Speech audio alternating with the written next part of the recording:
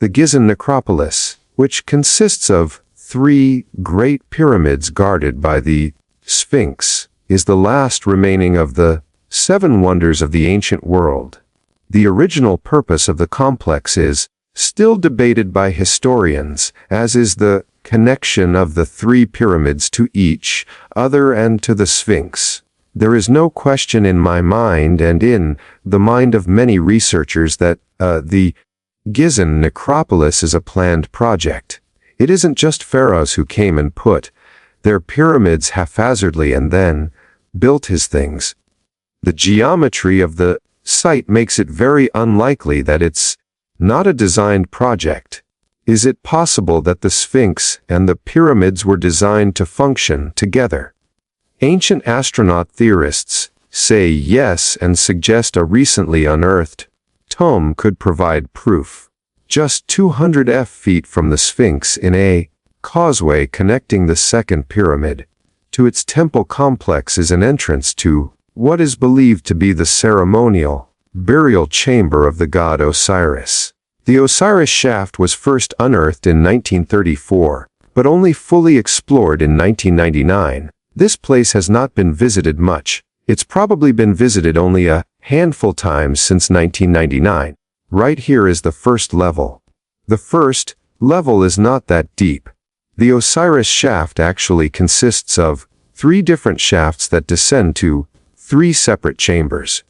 The final chamber is buried nearly 10 stories underground and contains what some say is a sarcophagus of Osiris. Here we are 100th deep, the third and final chamber in Osiris Shaft. And here's the sarcophagus right in front of me. This is only the lid of the sarcophagus. The body of the sarcophagus is under the water, and it's at least 3 times the size of the lid. And to the 4 corners of the island, there were 4 pillars that are now nearly completely destroyed. The 4 had hieroglyphic inscriptions on them, some of which read, God Osiris, the god of the underground.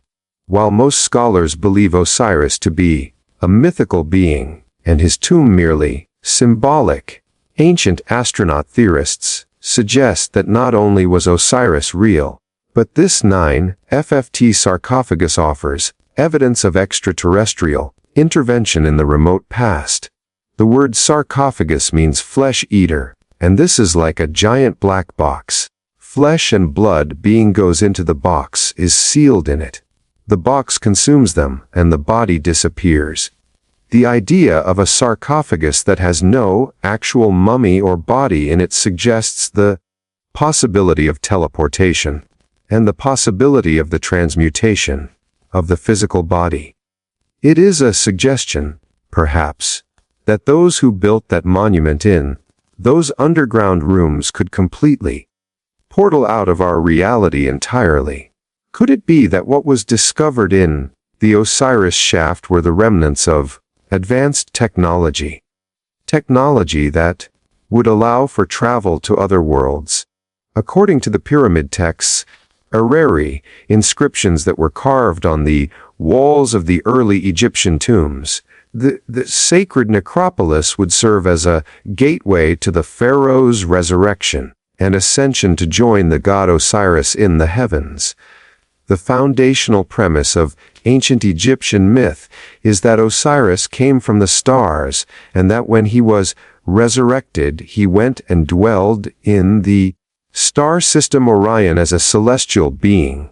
The ancient Egyptians clearly described the Great Pyramid as a resurrection machine, as a teleportation device. The Sphinx functioned as the gateway. Egyptologists have always assumed that the pyramids in Egypt were tombs for the pharaohs. And yet, no pharaoh or Egyptian dynastic mummy was ever found in a pyramid in Egypt. A number of researchers have recently maintained that the Great Pyramid and some of the other pyramids in Egypt are actually these very sophisticated power plants. You have to wonder if the pyramids themselves weren't created to generate tremendous amounts of energy that was needed to open the stargates. and this was part of the resurrection scheme. Ch2. Pyramid Architect's Secrets. The Giza Plateau, Egypt.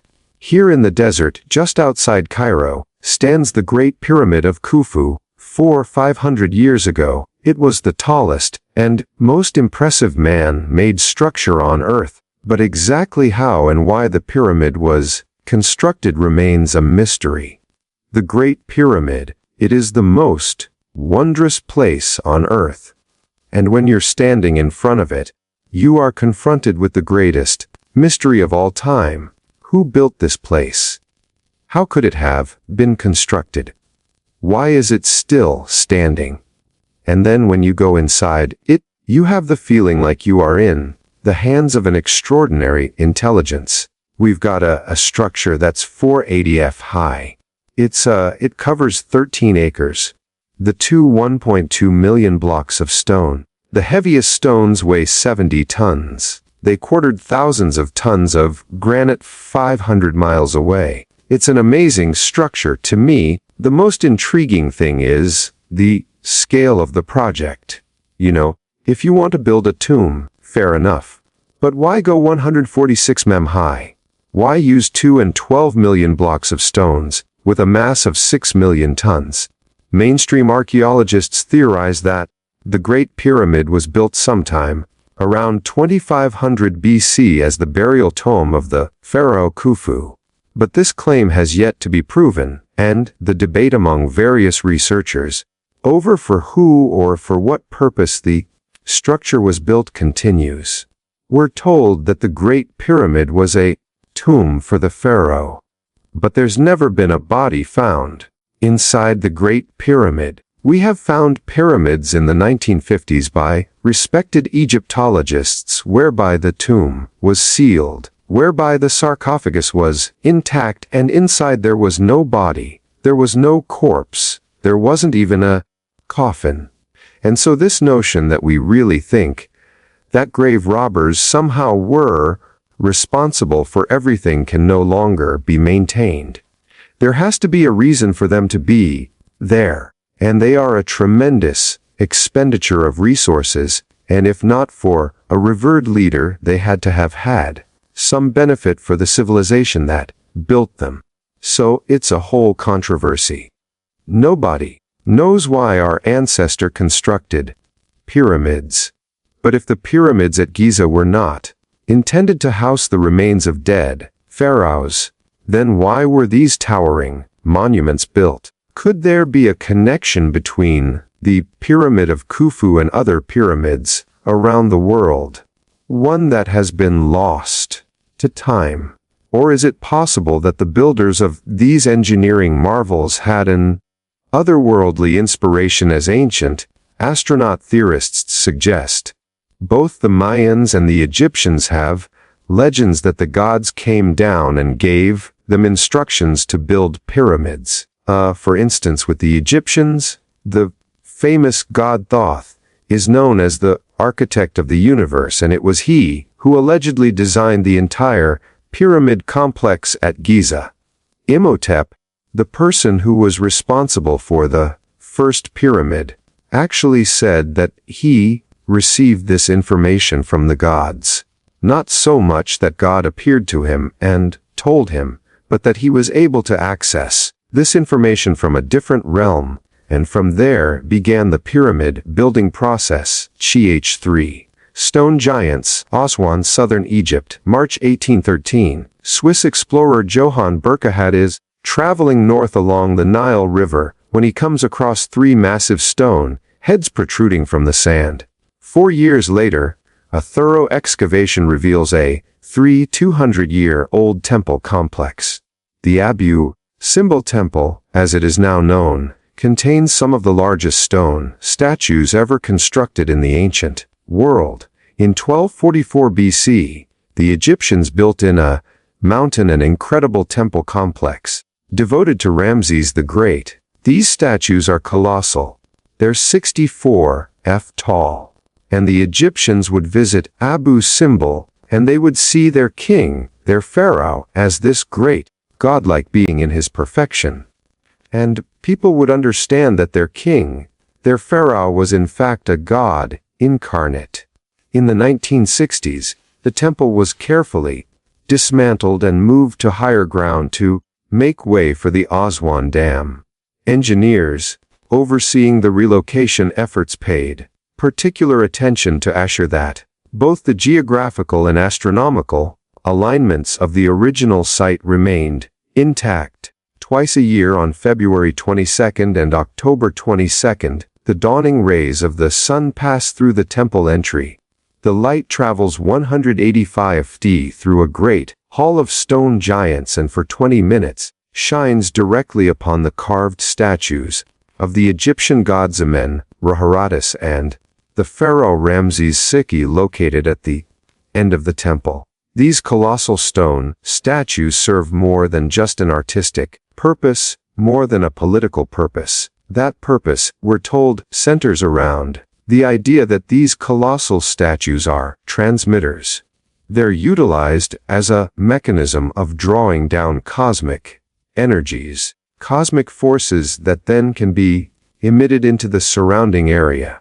The question arises, are these cosmic vibrations used in just a religious sense, or is this more of a technological purpose? While the Egyptians' notion of stone statues possessing energy is regarded by mainstream scholars as purely symbolic, ancient astronaut theorists believe that it was meant to be taken literally, and they suggest evidence can be found by examining similar ideas held by other civilizations throughout the ancient world. In a number of ancient societies, people associated these statues as having an energy, and those statues were alive.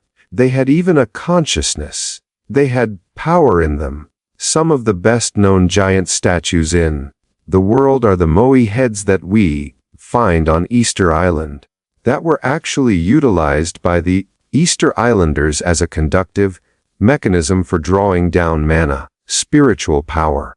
We found that in Köppen, probably Göbekli is the same idea, that these colossal stone statues are more than just statues. Is it possible that ancient stone statues found throughout the world were built to serve a technological purpose? While the idea may sound far-fetched, geologists point out that stone is not as lifeless as it might appear. Rocks and us are made of the same exact thing, matter. And all matter vibrates. It all has a frequency. It all has energy. When you look at a rock, it's not just a plain inanimate object. It actually has tons and tons of different types of minerals in it. And these minerals are like a recipe in a cake mix. They can be all different types of things. Mother Nature has her own cookbook, so to speak. Stones give you a different feeling. I mean, some stones will feel warm, some will feel cold, others will have a drama about them.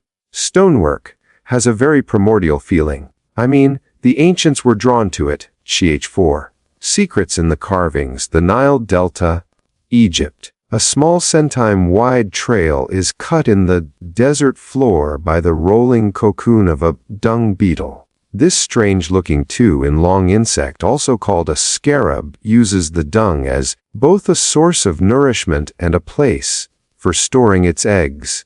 It will roll the ball in a straight line, despite all obstacles, and is the only insect on Earth known to navigate by following the light of the Milky Way galaxy. Biologists just made this discovery in 2013.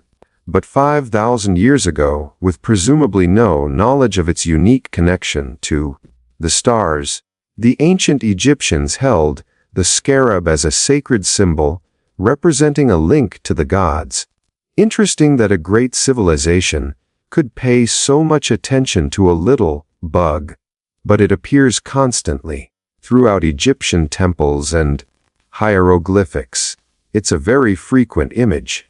At the Temple of Karnak overlooking the sacred lake where the pharaohs received their coronation, a giant scarab beetle stands watch, representing the Egyptian god Kiri.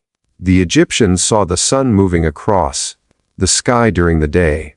Also around the desert sands, you'd see beetles moving, balls of dung. And so the Egyptians thought that the force that moved the sun across the sky was a giant scarab beetle god Khepri. And they believed that the sun was what is known as the Eye of Ra, which was Ra's chariot or his flying machine. And the thing that moved it, they believed, was the scarab-headed god Kir. And the scarab represented Khepri, the pilot, if you like, of Ra's sunship or barge.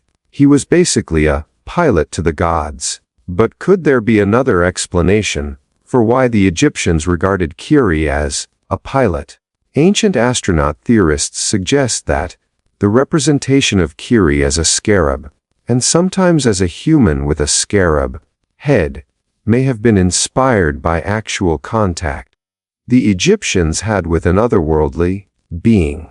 One has to wonder whether or not these beings actually existed, because the ancient Egyptians were incredibly proud in carving their history into countless of walls. And according to the ancient astronaut theory, we all came about through a deliberate mutation of our genes. And so, it is entirely possible, in my opinion, that some of those creatures that we see, depicted in reliefs and in carvings, might have actually existed in the past. Ch. 5. Robot gods, Abydos, Egypt, 7 mi west of the Nile. Within this expansive archaeological site lies the ruins of the Osiris Hall, where thousands would gather to worship the god of the underworld. In comparison to many of the gods, Osiris was actually thought to have lived physically on earth as one of Egypt's pharaohs. He is often depicted with a winged disk of the sun. And while many scholars have suggested that this is nothing else but to worship the sun, that sun, as far as the Egyptians were concerned, also had wings, and it descended from the sky. So, in my opinion, something else was depicted, an extraterrestrial event that in fact took place in real life. Although most ancient astronaut theorists believe that the Egyptian gods were in reality extraterrestrial visitors, there are many who wonder if Osiris was even made of flesh and blood. One of the most famous stories that go hand in hand with Osiris was that he was dismembered by his jealous brother Seth. Set went into a fury and tore his brother's dead body to shreds. Tore into 14 pieces, had it scattered far and wide all over the kingdom. But Isis, the loyal wife, searched far and wide and found the pieces and pulled it together. Isis succeeded in resurrecting him. Now, when I hear a story like that a being is dismembered, and then somebody puts together those pieces, and then they are able to magically resurrect him, I have to ask the question, is it possible that Osiris was not some type of biological entity, but perhaps he was some type of a machine or a robot? For ancient astronaut theorists, perhaps the strongest evidence that Osiris may have been a robot can be found in the ancient pyramid texts, which described the symbol of the Djed pillar as Osiris's spine. Osiris in his resurrected form was portrayed as a pillar that clearly resembles a modern-day Tesla coil. The Djed pillar was considered a power pillar. In this one carving at Abydos, it is as if Isis has her hand inserted into Osiris's back. And so perhaps it illustrates how she was manipulating Osiris. Could it be that the story of Osiris is something completely different than what we have thought?